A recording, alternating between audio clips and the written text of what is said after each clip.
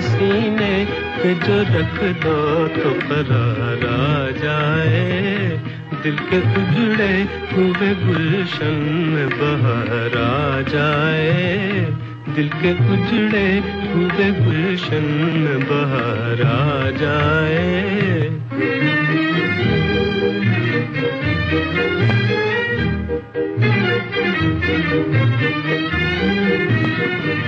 दिल तो कहता है कि आँखों में छुपा लूं तुझको, दिल तो कहता है कि आँखों में छुपा लूं तुझको, डर यही है कि मुकद्दर को न हारा जाए, डर यही है कि मुकद्दर को न हारा जाए। हाथ सीने पे जो रख दो तो करार आ जाए। मालिकाए तरन्नुम नूर जहां के साथ पंडित अमरनाथ की धुन पर फिल्म मिर्जा साहबा का ये गीत गाया था G.M. दुर्रानी ने। दिल के जख्मों पे मेरे प्यार का मरहम रख दो, दिल के जख्मों पे मेरे प्यार का मरहम रख दो, बेकरारी तो मिटे कुछ तो करार आ जाए, बेकरारी तो मिटे कुछ तो करार आ जाए। हाथ सीने पे जो रख दो तो करार आ जाए, दिल के उजड़े हुए गुलशन में बहार आ जाए। बहनों और भाइयों, फिल्म मिर्जा साहबा के वही गायक G.M. दुर्रानी हैं आज की संगीत के सितारों की महफिल के सितारे। और दुर्रानी साहब सितारे थे एक नहीं बल्कि तीन दायरों के। जी हाँ, गायन भी, एक्टिंग भी और ब्रॉडकास्टिंग भी। जी हाँ, आप ही का ये जो रेडियो है ना, उसके भी ये काफी बादशाह हुआ करते थे एक जमाने में। आज मैं आपको G.M. दुर्रानी साहब के जीवन का हाल और उनके मशहूर गीत तो सुनवाऊंगा ही बहनों भाइयों, मगर साथ ही साथ मेरे पास 1978 का रिकॉर्ड किया हुआ एक बड़ा ही अनूठा इंटरव्यू भी है, जिसके कुछ हिस्से भी आज पेश होंगे। मुझे याद है बहनों भाइयों, 1978 में जब वो हमारे स्टूडियो में आए थे तो उनकी शोहरत का जमाना बीत चुका था और दुर्रानी साहब ने एक आह सी भर के अपने बारे में ये शेर मुझे सुनाया था। जला है जिस्म अगर दिल भी जल गया होगा, कुरेदते हो जब राख जुस्तजू क्या है। मैंने दुर्रानी साहब को यकीन दिलाया था कि उनके गीतों की गूंज शायद कम हो गई हो, मगर जनता के दिल में उनकी आवाज अभी तक बसी हुई है। बहरहाल जनता का मैं शुक्रिया तो अदा करता ही चलूं कि मेरी जनता मुझे भूली नहीं। नजर फेरो न हमसे, हम हैं तुम पर मरने वालों में,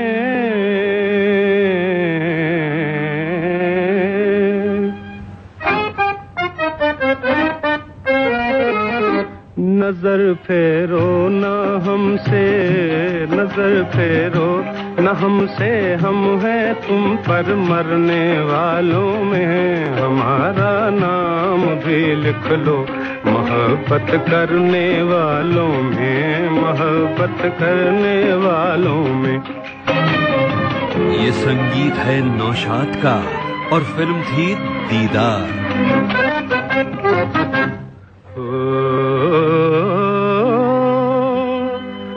तुम्हारी शोखियों को दिल मेरा नाकाम कर देगा, सुना कर प्यार के नगमे तुम्हें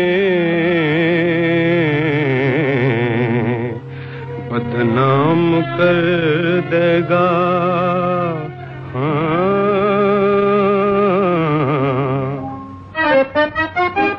अजी ये दिल नहीं छिप छिप के आहें भरने वालों में, हमारा नाम भी लिख लो मोहब्बत करने वालों में, मोहब्बत करने वालों में।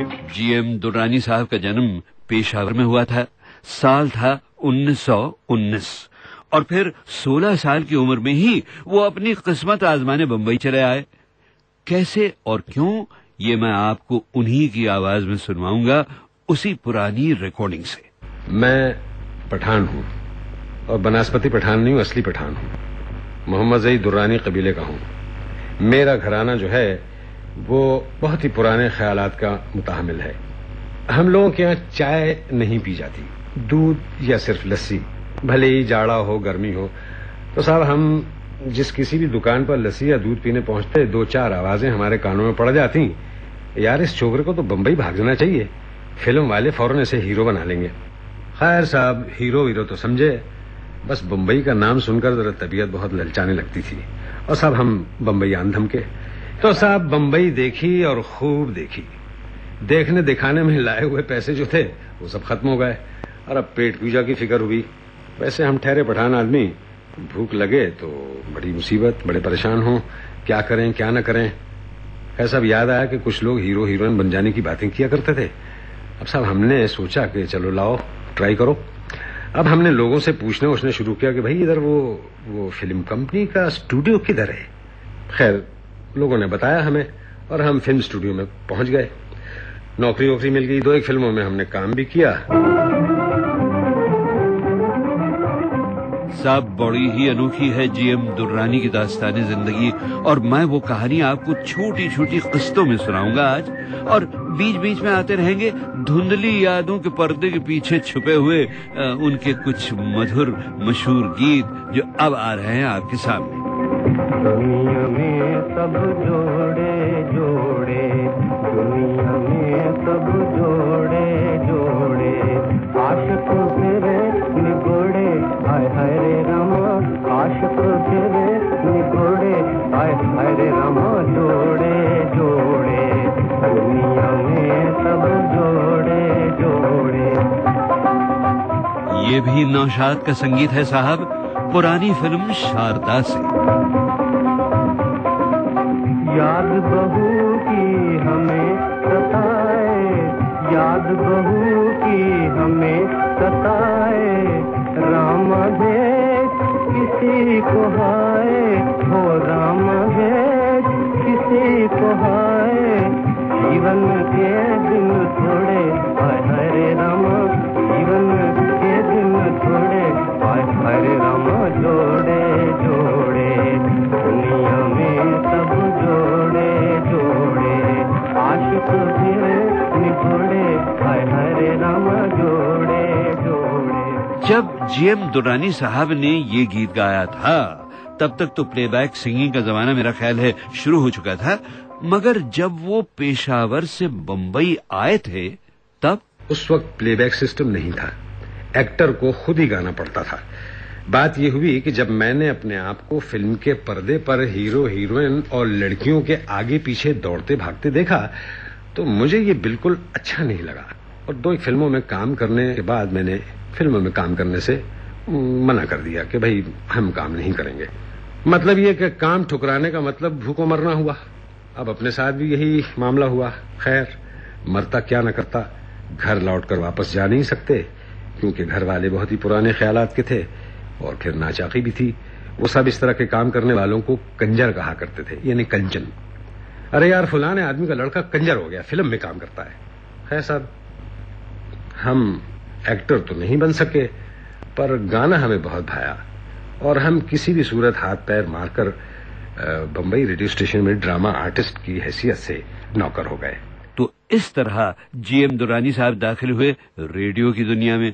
और बहनों भाइयों, मैं आपको इतना यकीन दिला दूं कि दुर्रानी साहब का नाम उन दिनों ऑल इंडिया रेडियो के बेहतरीन ड्रामा आर्टिस्टों में गिना जाता था, मगर तकदीर बार बार उन्हें बुला रही थी संगीत की दुनिया की तरफ, शायद ये कहने के लिए कि गुलाम मुस्तफा दुर्रानी निराश न होना, एक दिन ऐसा भी आएगा कि तुझे श्याम सुंदर, पंडित अमरनाथ और गुलाम हैदर, गुलाम मोहम्मद, अनिल विश्वास, नौशाद, रोशन और शौकत हैदरी जैसे गुड़ी म्यूजिक डायरेक्टरों के लिए गाने का मौका मिलेगा।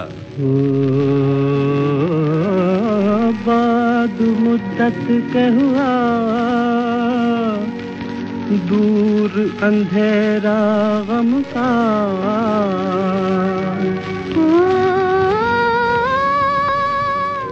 आज से फिर मेरी किस्मत का सितारा चमका कर सकेगा ना जुदा तुमको कभी हमसे जमाना कर सकेगा ना जुदा तुमको कभी हमसे जमाना चल सकेगा ना किसी का भी कोई हमसे बहाना कर सकेगा ना जुदा तुमको कभी हमसे जमाना कर सकेगा ना जुदा तुमको कभी हमसे जमाना। जीएम दुर्रानी के साथ लता की आवाज पहचानी आपने? फिल्म थी आइए। जो शर्त लगाई थी हुई आज वो पूरी के हुई आज वो पूरी सच्ची है मोहब्बत तो रहे कैसे अधूरी तो रहे कैसे अधूरी पढ़ के दुनिया के झमेलों में कहीं भूल ना जाना पढ़ के दुनिया के झमेलों में कहीं भूल ना जाना चल सकेगा ना किसी का भी कोई हमसे बहाना कर सकेगा ना जुदा तुमको कभी हमसे जमाना।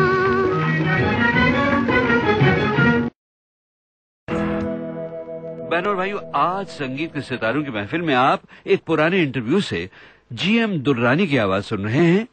जीएम दुर्रानी अपनी कहानी सुनाते सुनाते रेडियो की दुनिया में पहुंच गए थे, याद होगा आपको, और वहां उनका संगीत का शौक किस तरह परवान चढ़ा, ये सुनिए अब। दिल में ये उमंगें करवट लेने लगी कि यार दुर्रानी, तुमने इतने बड़े चांस फिल्म में एक्टर बनने को ठुकरा दिया, लेकिन यार अब कुछ तो करो, ऊंचाई पर पहुंचो। और इस लगन का अंजाम ये हुआ कि ऑल इंडिया रेडियो पर इस कोशिश में लगातार कभी भी कोई बड़ा सिंगर, बड़ा आर्टिस्ट आता तो मैं कोई न कोई बहाना बनाकर तानपुरा वगैरह लेकर और उस गाने वाले के साथ बैठ जाया करता था और उन्हें सुनता था। एक मजेदार वाक़या याद आ गया। एक कव्वाल आया करता था उस जमाने में। तो उस वक्त हम 3 आदमी थे और हमारे 3 आदमी की एक गुट थी। हमारे गुट की एक हस्ती जो आज पूरे हिंदुस्तान में अपनी शोहरत के डंके बजवा रही है, और वो हस्ती है उस्ताद अल्लाह रखा तबला नवाज। खैर साहब, तो जब वो कव्वाल गाना गाता तो हम तीनों उसको रोककर और हम एक एक उसकी लाइन गाया करते थे, दोहराया करते, उसमें जगहें, मुर्कियां, ताने वाने लिया करते। तो नतीजा ये हुआ कि साहब उसका प्रोग्राम बड़ा पॉपुलर होने लगा। पहले उसको 1 प्रोग्राम मिलता था महीने में, अब साहब महीने में उसको 4-4 प्रोग्राम मिलने लगे। और साहब आगे चलकर उस्ताद अल्लाह रखा खान ने तबले के संसार में धूम मचाने के साथ साथ कुछ फिल्मों में संगीत भी दिया। जी हाँ, AR कुरैशी के नाम से शायद आपको पता होगा। उन्हीं के निर्देशन में जीएम दुर्रानी ने एक बड़ा जबरदस्त हिट गीत गाया था। फिल्म थी सबक। नीसा गमा पा हाय राम जी पमा गरे था नीसा गमा पा हाय राम जी पमा गरे था।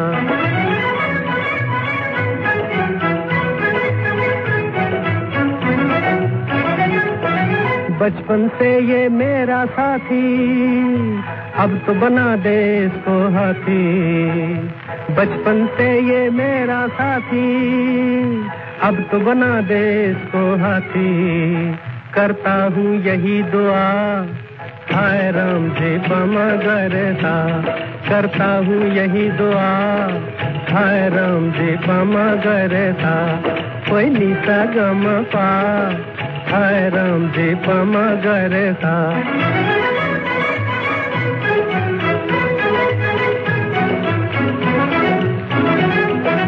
लगातार घंटों रोता है जब कहे पंजाबी तू खोता है। लगातार घंटों रोता है जब कहे पंजाबी तू खोता है। छोड़ घास खाता है हवा हाय राम जी पमा गरे था। छोड़ घास खाता है हवा हाय राम जी पमा गरे था। नीसा गमा पा हाय राम जी पमा गरे था।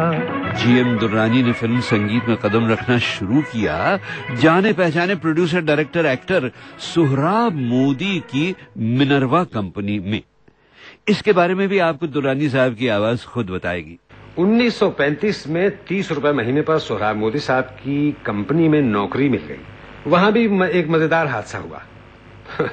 मोदी साहब ने साउंड ट्रैक पर मेरा गाना रिकॉर्ड किया बतौर टेस्ट के। उस वक्त टेप वगैरह कुछ भी नहीं था। खैर साहब, दूसरे दिन मोदी साहब ने मुझे बुलवा भेजा। मैं गया तो कहने लगे, बड़े 30 मार खान बने फिरते हो, लो सुनो क्या गुल खिलाए हैं तुमने। अब जो मैं साउंड ट्रैक सुनता हूं तो मैं बयान नहीं कर सकता कि मेरी क्या हालत हो गई। जो जो साउंड ट्रैक से आवाज निकलती मेरे पसीने छूटते जाते। ऐसा लगता कि जैसे किसी जानवर की आवाज मेरे गले से निकलकर साउंड ट्रैक पर आ गई है। बस मेरी आंखों के सामने जवानी में अंधेरा आने लगा। यार, एक्टर बनने की हिम्मत नहीं, घर वाले घर में घुसने नहीं देंगे, गली की आवाज से जानवरों की सी आवाज मिलने लगी है। मेरे आंसू निकल पड़े। मोदी साहब ने मुझे तसल्ली दी और ड्रामाई आवाज में गरजे, बस यही हिम्मत लेकर अपने बड़े शहर में जीना चाहता है। अरे पगले, बड़े शहर में रहने के लिए शेर का दिल लाना चाहिए। तेरी आवाज हमने एक बार नहीं कई बार सुनी है, बहुत अच्छी आवाज है। तुमको परेशान करने के लिए साउंड ट्रैक उल्टा चला दिया था। तुम आज से हमारी कंपनी में पूरे 30 रुपए महीने पर नौकर। नौकरी की तो साहब मुझे खुशी जरूर हुई, लेकिन 30 रुपए महीना, माना कि वो जमाना इतना महंगाई का नहीं था, फिर भी खैर जीने का सहारा था। मोदी साहब के हल्के में सभी को मालूम हो कि मोदी साहब ने कोई नया सिंगर रखा है। ऐसा मुझको पारसियों की शादियों में वहां से इनविटेशन आने लगे। मगर तब तक जीएम दुर्रानी साहब को फिल्मों में गाने का इनविटेशन पूरी तरह से नहीं मिला था साहब। उनका गाया हुआ जो सबसे पहला गीत मेरे पास है, यानी इससे पहले भी उन्होंने गाया होगा, मगर उनका जो पहला गीत मेरे पास है वो है 1943 की फिल्म नई कहानी का। श्याम सुंदर थे उसके संगीत निर्देशक। हमारे तुम्हारे कितने मीठे कैसे प्यारे, नींद हमारे तुम्हारे कितने मीठे कैसे प्यारे, लहरों की गोदी में जैसे आँख मिचोली खेले तारे, आँख मिचोली खेले तारे, नींद हमारी तुम्हारे कितने मीठे कैसे प्यारे।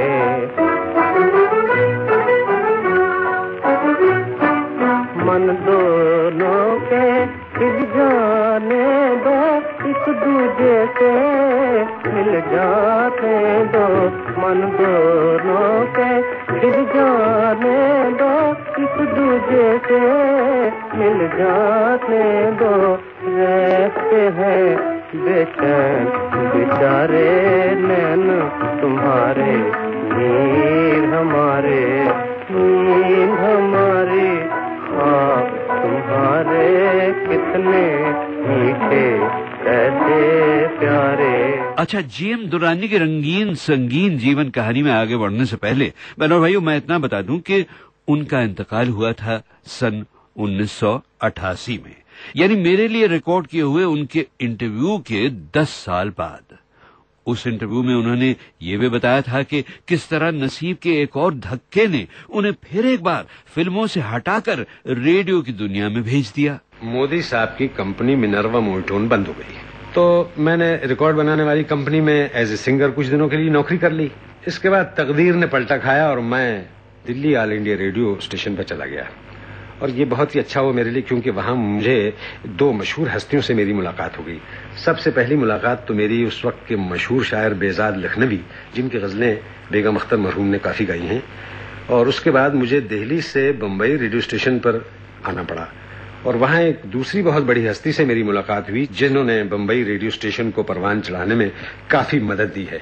और वो हैं मेरे उस्ताद मुहतरम मरहूम ज़ैड बुखारी। उनसे मेरी मुलाकात हुई।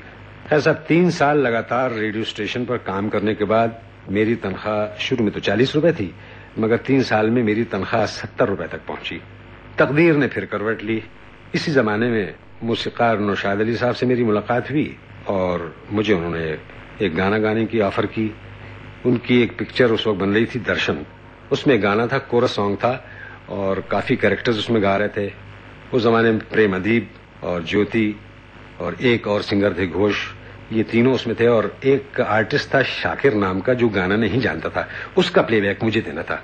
खैर साहब, नौशाद साहब ने वो लाइनें मुझसे गवाई, कुदरत ने शोहरत अता की और काफी लोगों ने मतलब सराहा और हर आने वाला दिन एक नई इज्जत देने लगा। जिस फिल्म दर्शन का जिक्र दुर्रानी साहब ने अपने पुराने इंटरव्यू में किया था ना, उसमें एक और बात भी हुई। उस फिल्म की हीरोइन थी ज्योति, जिनका असली नाम था सितारा बेगम, और सितारा बेगम इस मधुर आवाज वाले हैंडसम पठान पर मर मिटी और दोनों की हो गई शादी। और फिर कुछ ही वर्षों में शुरू हुआ जीएम दुर्रानी के गायन का वो जबरदस्त कामयाब दौर, जिसमें उनका नाम चमकता ही गया। उनकी आवाज कई फिल्मों में सुनाई देने लगी। मगर जीएम दुर्रानी के गाए हुए गीतों की कामयाबी का ये दौर बनवायु बस करीब 6-7 साल चला, यानी 1944 या 1943 से लेकर 1951 तक। और फिर न जाने क्या हुआ कि फिल्मी दुनिया उनसे दूर होती चली गई। मैं जब टॉप पर था, शोहरत की ऊंचाई पर था, जब ही मैंने गाना छोड़ दिया। मेरा गाना छोड़ने की 2 वजूहात हैं। सबसे पहली वजह तो यह है कि ऊपर वाले की मर्जी, यानी जिसने आपको, मुझको और तमाम दुनिया को पैदा किया है, उसके करीब पहुंचने के लिए मैंने गाना बजाना, फिल्म लाइन छोड़ दी। मैंने सोचा ये भी कोई जिंदगी है कि बंगलों में रहना, कारों में घूमना, नोटों को गिनना, उसके पीछे पीछे भागना। ये बात सन 51 की है। मैं किसी भी फिल्म वाले को देखकर गर्दन नीची कर लिया करता था और सोचता था कि इससे बात करूंगा तो फजूल बातें मुंह से निकलेंगी। और दाढ़ी भी मैंने इसलिए बढ़ा ली थी कि कोई मुझे जल्दी पहचान ना सके। बस मेरे दिल में ये उतर गया कि गाना बजाना, फिल्म लाइन, ये तमाम बुरी बातें हैं। लिहाजा मैंने बैंक से पैसे निकालकर लोगों में, फकीरों में बांटने शुरू कर दिए और बेनियास हो गया। अंजाम ये हुआ कि मैं फक्कड़ हो गया।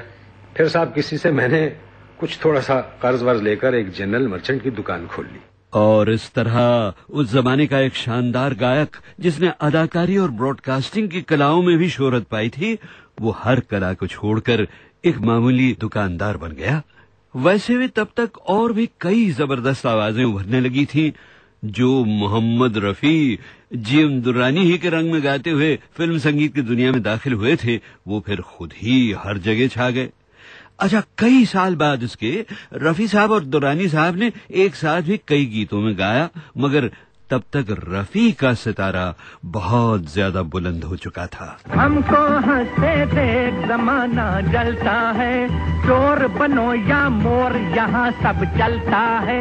हमको हंसते देख जमाना जलता है, चोर बनो या मोर यहाँ सब चलता है। चलता है जले कोई यहाँ है फिक्र किसे, आज का ठिकाना करो कल की खबर किसे। हमको हंसते थे जमाना जलता है, चोर बनो या मोर यहाँ सब चलता है। ये ओपी नैयर के संगीत में हम सब चोर हैं का गीत है, जिसे रफी के साथ दुर्रानी ने गाया था।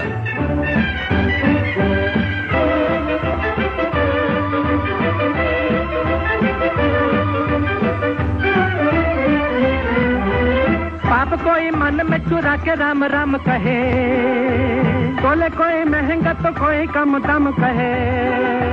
चोर सारी दुनिया हमी को मत घेर जरा, हम सब चोर हैं समझ का है फिर। अरे चोर सारी दुनिया हमी को मत घेर जरा, हम सब चोर हैं समझ का है फिर जरा। चलता है जले कोई यहाँ है फिक्र किसे, आज का ठिकाना करो कल की खबर किसे। हमको हंसते दे गाना जलता है, चोर बनो या मोर यहाँ सब चलता है। मोहम्मद रफी के साथ साथ मुकेश भी उभरे और मन्ना डे भी, और लोग जीएम दुर्रानी को जरा जरा भूलने लगे। बस कभी कभी रेडियो से उनके कुछ गीत बज जाते और पुराने संगीत प्रेमी अचंभे से पूछ बैठते कि अरे ये गुजरे हुए जमाने की सुरीली आवाज कहीं जीएम दुर्रानी की तो नहीं। छोड़ के तुम भी चली जाओगी किस्मत की तरह, छोड़ के तुम भी चली जाओगी किस्मत की तरह। बाद जाने कि अजल ही को न प्यारा जाए, बाद जाने कि अजल ही को न प्यार आ जाए, हाथ सीने पे जो रख दो तो करार आ जाए। और बहनों भाइयों, जब 1978 में जीएम दुर्रानी साहब मेरे स्टूडियो में आए थे अपना इंटरव्यू रिकॉर्ड करने, तब तक वो फिल्म और रेडियो की चकाचौंध को पीछे छोड़कर अपनी सूफियाना राहों पर काफी आगे निकल चुके थे। और उस इंटरव्यू के आखिर में मैंने दुर्रानी साहब से गुजारिश की थी कि भाईजान देखिए, हमारे स्टूडियो में हारमोनियम भी रखा हुआ है, कितना अच्छा होगा अगर आप इसका सहारा लेकर यहीं हमारे स्टूडियो में हमारे लिए और हमारे सुनने वालों के लिए अपनी मधुर आवाज में कुछ सुना दें। आपको करीब से गाते हुए सुनकर हम समझेंगे कि हमारे भाग खुल गए। और जीएम दुर्रानी साहब ने गाया।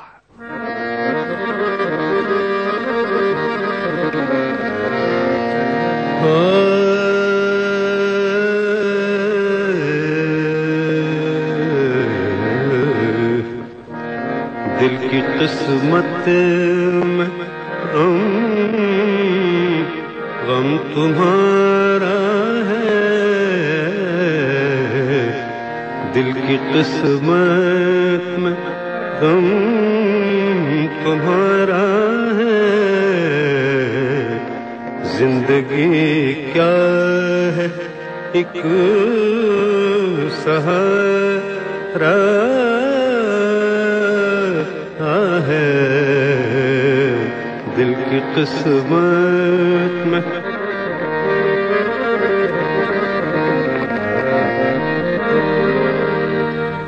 देखिए दिल से क्या जवाब आए,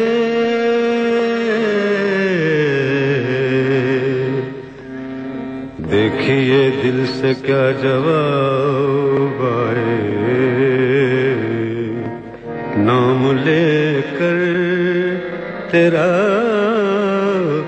तेरा पुकारा है, नाम लेकर तेरा पुकारा है, नाम लेकर।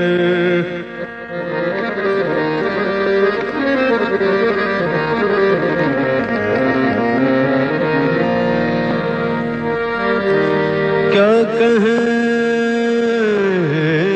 शाम गम, क्या कहें शाम गम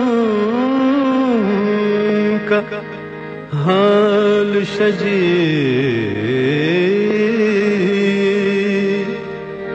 क्या कहें शाम गम